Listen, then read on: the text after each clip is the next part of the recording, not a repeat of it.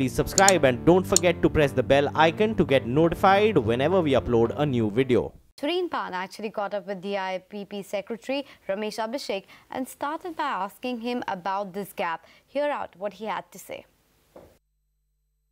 Whatever claims may be there on doing reforms, we have to check with people on the ground. So that check has been done, and it will be a kind of an eye-opener for those where the feedback score has been poor or low.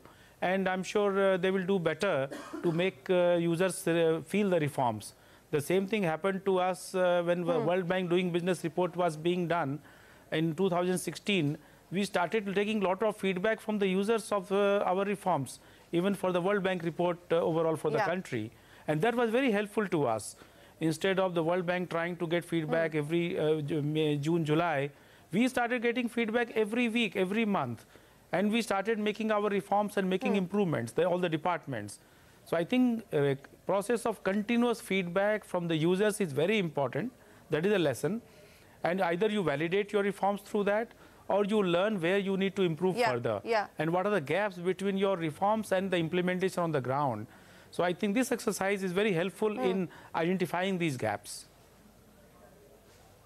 Okay, where are you seeing the most gaps, sir? And again, if I look at the feedback score, because if I look at the reform evidence score, at least till the top 20, most states are either in the high 90s or in the early 90s, starting from 99.73 for Andhra Pradesh, which is the #1 state, down to about Tamil Nadu, which comes in at about 95.93%, which comes in at number 15. But if I look at the feedback score, the feedback goes from 86% to 43%.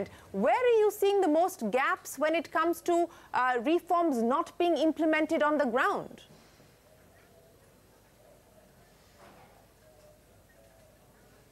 See, so far the reforms implemented score is concerned, since this is the third year of doing these reforms, the states have also learned.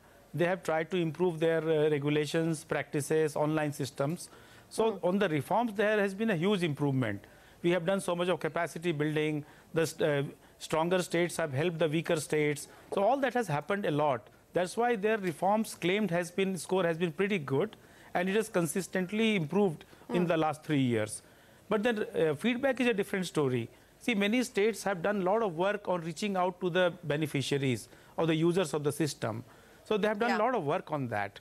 So wherever they have reached out to the beneficiaries or the users, and they have tried to see that the reforms are felt on the ground, the results are also good. Is there disappointment that these large industrial states are dropping in the rankings?